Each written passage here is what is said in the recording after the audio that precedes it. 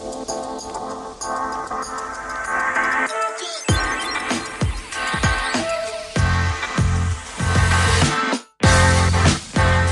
what's up, folks? It's another motherfucking episode of the Daily Opinion. Not checking no facts. We cutting out the fact checks. It said not checking no facts. All right. So hopefully everyone's doing good. Hopefully everyone's doing great. We had a little bit of a lull last week. What's it called, in viewership numbers, because I probably didn't post for about 2 weeks during the Christmas season. But don't worry, we're gonna get those numbers back up. 2023 is about to be the Daily Opinion year. Fuck the year of the cock or whatever it's supposed to be. This is the Daily Opinion year. You feel me? So hey, shit, or whatever, zodiac sign or whatever the fuck it's supposed to be. But hey, let's get it motherfucking cracking right here. So I think we're gonna start off pretty heavy. So this is a callback to last year for the ex-deputy who helped his wife serve semen-laced cupcakes to students, was sentenced to 100 years in prison for sex crimes. So I'm gonna say maybe mid last year, there was a couple that brought in some cupcakes to a elementary school classroom and handed them out. And they figured out somehow, again, I feel like one of these kids' moms is like, a semen demon, as some people call it. And she tasted the cupcake and was like, something seems pretty familiar in here. And, had to go back to the school and got it tested somehow. And I don't even know how you would do that. I guess you would go to the police department or something. But pretty much they found out, yeah, there was semen in the cupcakes. So again, and this is the same question I posed from last year. Number one, why? Because, they're just sick people. It has to be why. Number two, how much semen do you need in a cupcake to taste it? Because if you got a class of, let's see how many they pass out to these kids. I'll just go ahead and read it. A 47-year-old former Louisiana sheriff's deputy, of course, is a police officer, will likely spend the rest of his life behind bars after admitting to a slew of horrific sex crimes, several of which involve young children. Dennis Wallace Perkins was sentenced to 100 years in state prison on Tuesday after former Livingston Parish Sheriff's deputy and SWAT commander pleaded guilty to 1 count of second-degree rape, 2 counts of sexual battery of a child, 1 count of video voyeurism, 2 counts of production of pornography, including children under the age of 13, and 1 count of mingling of harmful substances. That's a crazy word right there, mingling. I don't feel like that's a law type of word. Perkins had originally been facing more than 75 criminal charges when he was first arrested in 2019, but prosecutors agreed to drop dozens of remaining counts in exchange for Perkins agreeing to enter a guilty plea. It really don't matter, bro. I'm like, don't even do the guilty plea. Either just, because if your guilty plea includes 100 years, is it really fucking worth it, bro? You need to just swing for the fucking fences, bro, and just say hey, man, either I'm getting off or I'm getting on, son. Why the fuck would you plead guilty to 100 years? You're still going to be in there for life. Maybe, his family was supporting him with lawyers and shit, but it's really, you over with, bro. You really over with. Hey, let's see. Yeah, Perkins had originally been facing more than 75 criminal charges when he was first arrested in 2019. I guess the story broke in 2021, but 2019 was when he was actually arrested. But prosecutors agreed to drop dozens of remaining counts in exchange for Perkins agreeing to another guilty plea. I just read all that shit. Among the most headline-grabbing of his criminal acts is the mingling of harmful substances charge. Perkins and his wife, 36-year-old Cynthia T. Perkins, used his semen to season cake batter, which he then served to students at Westside Junior High School. Okay, so junior high school, I'm assuming, is a middle school, where Cynthia had been previously employed as an English teacher. Authorities said that Perkins filmed himself making the revolting concoction. Cynthia Perkins pleaded guilty in February to charges of second-degree rape, production of child pornography, and conspiracy of mingling harmful substances. As previously reported by Law and Crime, specific acts pleaded to in her deal. Shoot, I lost my place. Aiding in her husband and filming minor who was bathing. She was sentenced to 41 years in prison, provided she testified against her husband should he go to trial. Yeah, this nigga was going to get fucked. Not fucked. He definitely deserves it. That's crazy. I didn't realize it was all those other crimes. When I first read the story, I thought it was just a semen thing. And even then, they were saying he was going to get 40-something years just for that one. I thought it was a bit much, but I was thinking from the outside looking in. If I was on the inside looking out and that was one of my kids or goddamn me, like imagine your kid brings home a cupcake, you taste it and you just like, well, I would just be like, why the fuck is it salty? I guess that's a little suspect on my end because it's like, why the fuck would you think it was salty? But I'm taking it from other females. That's why not other females, but I'm taking it from females, y'all. So but yeah. That's some wild stuff. Like, I don't know. Again, people got depraved minds, and he was just like YOLO, because at a certain point, you got to know you're going to get caught if you just keep doing kid shit. And even with the cupcakes, I'd love to know how many kids were in the classroom, and also, how did they find it out? That's the main thing I want to know. How did they find it out? Because it just doesn't make any sense. Like, I don't know. But yeah, I mean, good for the justice system working. But also, why'd you need the wife to testify? Like, honestly, the woman should be in there. If she's 36 and she got 41 years in prison, that means that she could technically be paroled in what, 20 and a half years. So she will be 56 and a half years old, 56, 57. So she could technically still get out. But he's 47. Unless he's damn, if he wanted to get parole, he would be 97 years old. And they're probably still not letting him out. So yeah, he's definitely dying in prison. But she could technically get out. I don't like that fact. So hopefully they're gonna keep her in there for a little bit longer. Because I mean, I guarantee she's gonna come out and do some fucked up shit too. But yeah, I don't know if that was a great story to start off with because it was kind of sick. But hey, things like that happen. All right, next story. So if y'all haven't heard with this boy Tay K, I believe he had killed. I don't know the entire story. Actually, let me look it up real quick. Okay, yeah. So pretty much what happened is that Tay K, I believe, four gentlemen, including Tay K, who was a rapper at the time, or who was a rapper, he got hot off his song The Race, where he was literally on the run from the police, releasing music about him. Like, essentially, he was on the run for the police because they had killed somebody. Yeah, so the entire story, or the gist of the story, is that him and three other men was talking to two girls, and they got the two girls to go seduce this drug dealer out in Texas, right? So the drug dealer out in Texas, lets the women into their house. They then let the boys into the house so that they could rob him. Tay K and his friends then went out to Tay K was out there actually finding the drugs in the house, and then someone else had shot the man. And when he was found in, I think, 2019, he got 55 years in prison, and I don't think he had anything to do with the shooting. But some people don't know that if someone dies in commission of a felony, everybody that's involved in that felony will get murder charges put on them, I believe. So, there's a story of a police officer where he was, there were two police officers chasing some guy, and the guy was unarmed, but they didn't know that because he had something in his hand. And so he turned around, and then they started opening fire on him. And I believe he survived, but one of the cops shot the other cop in the back of the head and, killed him instantly.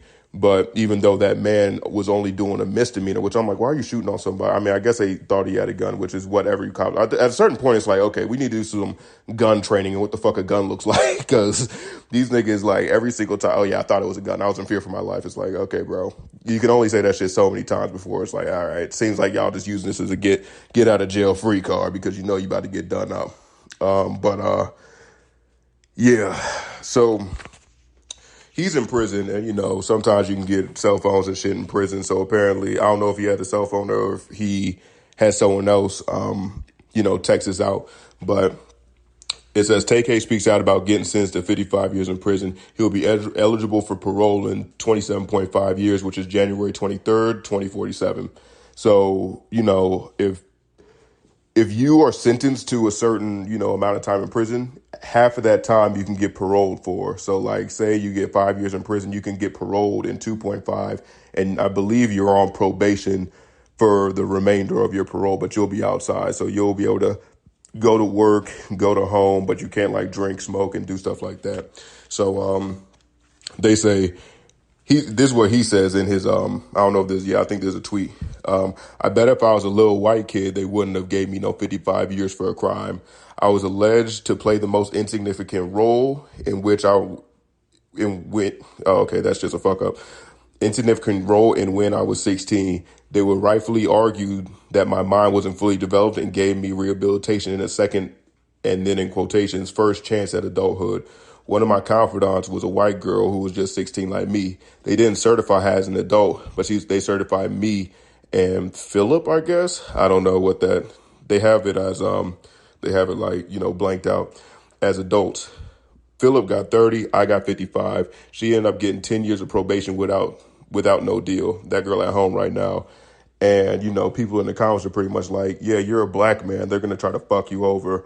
But yeah, I mean, it's so crazy to me. Like, I feel like the law should be looked at as such to where it's like color shouldn't be a thing in it. Like, I believe that the defendant should be, behind like I don't know, like a plain glass window maybe, where the judge and the jurors maybe can't see them or something. Like, I'm not sure 100% how the law works, because obviously, as soon as they start talking, they will probably be able to know if they're black or white or not. But like, the same way that the 16-year-old girl, because he was looking for drugs. I don't believe he shot the man at all.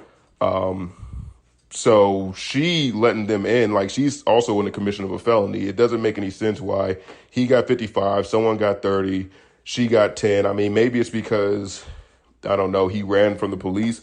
Again, I'm not 100% sure. This is, I'm not going off of facts like this. I'm just stating some opinions.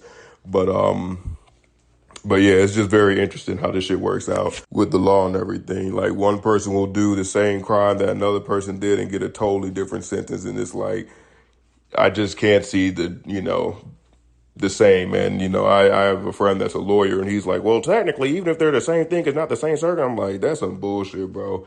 Like, what's it say a 20-year-old white girl versus a 36-year-old black man do the same thing? It's like, come with no priors. It's like, they shouldn't get any different sentencing for it. But that ain't what the law is. It's about some racist shit. I don't really care about that. Cop to help. I already read that one. Okay, Putin is terminally ill with cancer and will die very soon, claims Ukrainian intelligence. Yeah, that's going to be interesting because of Putin. Okay, it says here, intelligence reports have raised further questions about the state of Vladimir Putin's health and the impact it might have on the invasion of Ukraine. Armchair diagnoses of the Ukrainian leader have gained traction since he started the war on February 4th, 2022. Damn, that thing's been going on for like a year now. I had no clue. I thought it was like 6 months or something. As social media users and analysts try to interpret footage showing him apparently limping across Red Square, clinging to his desk and displaying the listless right arm. Yeah, I don't know if that's, I mean, because they got pictures on here, but I'm like, man, sometimes I cling to a desk when I'm bored, and I can't imagine, like, if I'm in a political meeting, I already know how it is in meetings at my job. Like, if I'm in a political meeting, I'm like, man, fuck this. I'm just going to do whatever. Fuck around. But yeah, it's going to be interesting. If he's terminally ill, I mean, terminal, you could be, I'm going to assume like 5 years at the max. So we'll see. But he has access to like the best healthcare. Maybe not the best. He got access to Russian healthcare, the best Russian healthcare. I'm not sure on where Russia is on healthcare right now, but he at least got some money. Okay, this one is crazy. You will now need a government ID in order to watch Pornhub, YouPorn, and RedTube in Louisiana. So on websites showcasing adult, I need to stop doing all that smacking. I was listening to myself and I was like, I do a lot of smacking, but it's because I probably just need to get some water. 1 second. I got that hydration back, even though my voice don't sound like it, but yeah. I don't know how they're going to, okay, let me read this. As of January 1st, 2023, people in Louisiana will need to present proof of their age as a government-issued ID to visit and view pornographic sites like Pornhub, YouPorn, and RedTube. The controversial law known as Act 440 requires adult websites to screen their visitors using reasonable age verification. The new law applies to any website whose content is at least 33.3% pornographic material that is harmful to minors, according to the bill signed last June. The law doesn't specify how the 33.3% will be calculated. Any commercial entity that knowingly and intentionally publishes or distributes material harmful to minors on the internet from a website that contains substantial amount of porn of such material shall be held liable if the entity fails to perform reasonable age verification methods to verify the age of individuals attempting to access that material.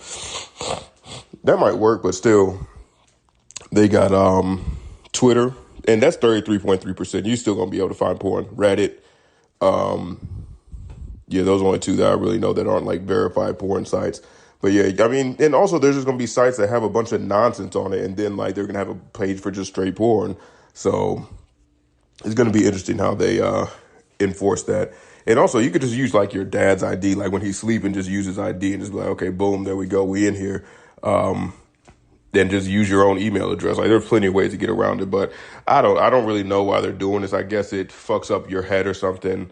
If you're a minor, I've heard that from older folks, and honestly, I don't know. It might have affected me, but I don't think I've seen that. I don't know. Maybe I wouldn't know because never mind. But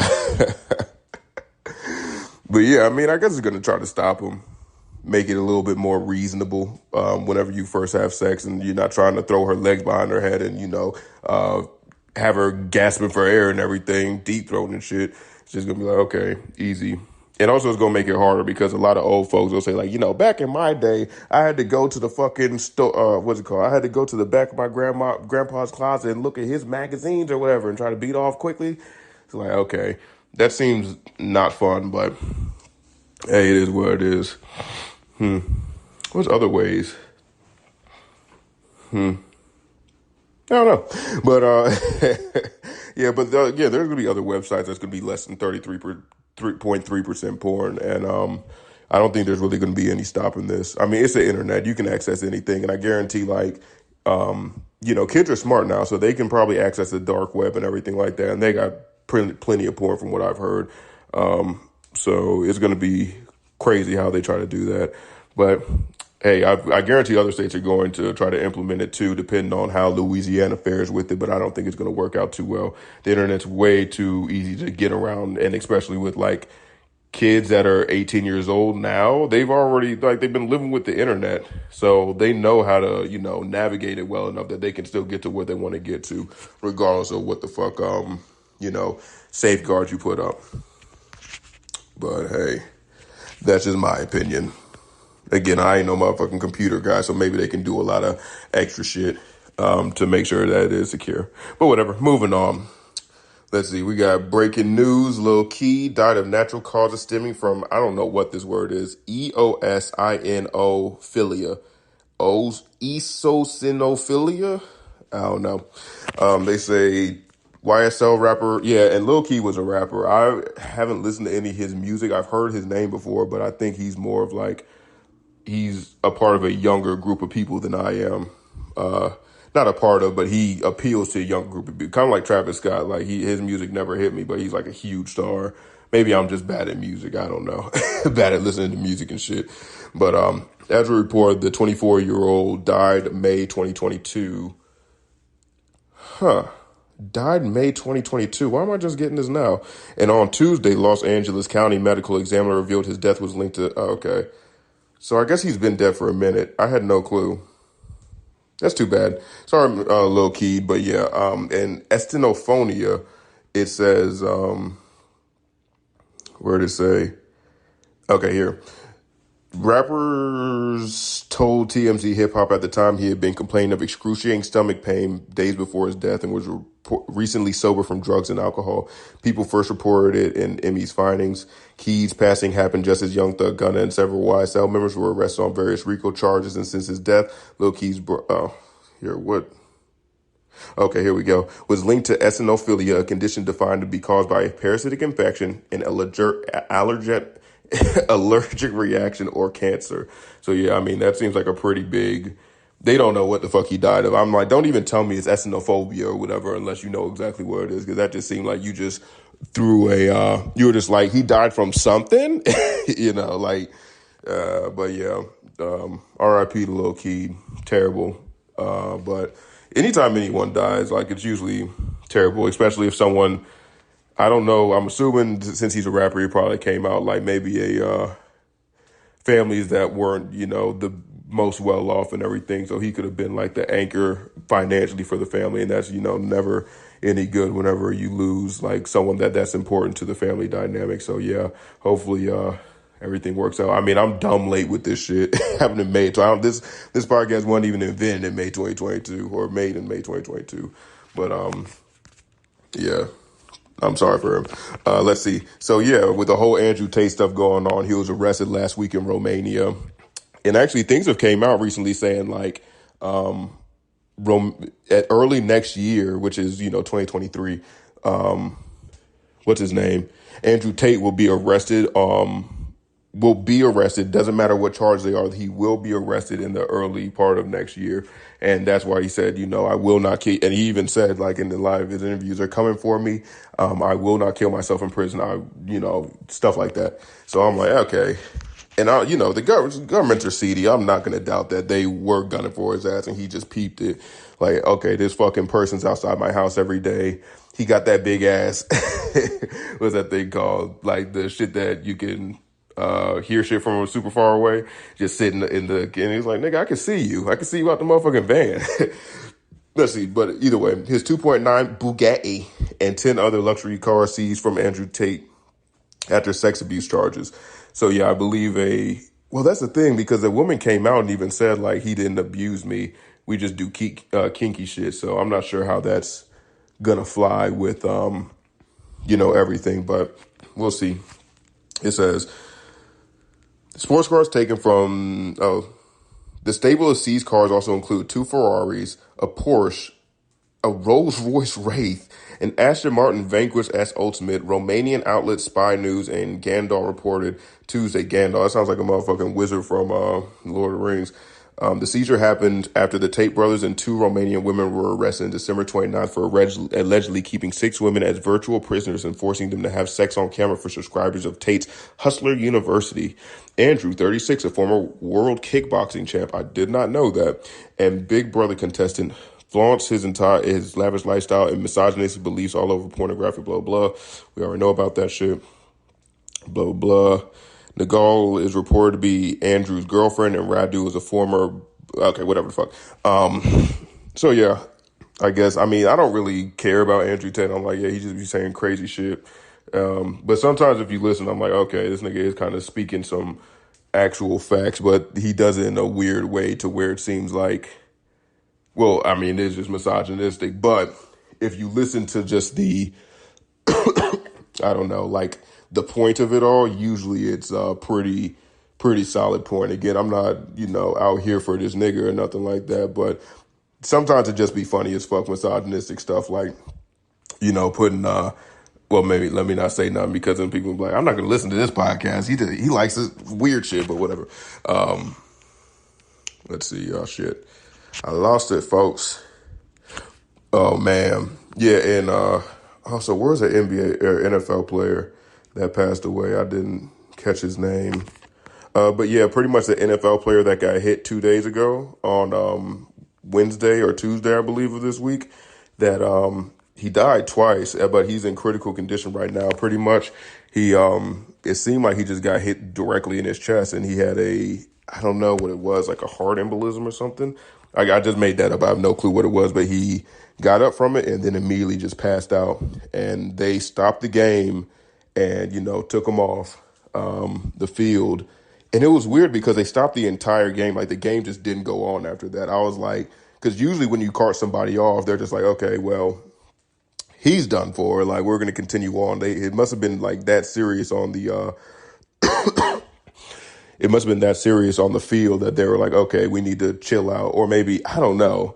Because at a certain point, it's like, we need to get this guy to a hospital regardless of what the fuck is going on. So they could have carted him to the hospital and then continued the game. I'm not really sure why they stopped it. Because usually football, people get hurt all the time. And I don't know if they knew the severity of his condition at that point in time. But Either way, his brother said that he died twice. They resuscitated him and he's in critical condition. So hopefully that man gets back home and I don't know, bro. Maybe not get back on the field because clearly I feel like he has like a pre-existing condition because a lot of folks, they'll have pre-existing conditions and not know about it until, that fateful day. But either way, another NFL player passed away. Former NFL player Uchi Nwaria dies of acute heart failure at 38.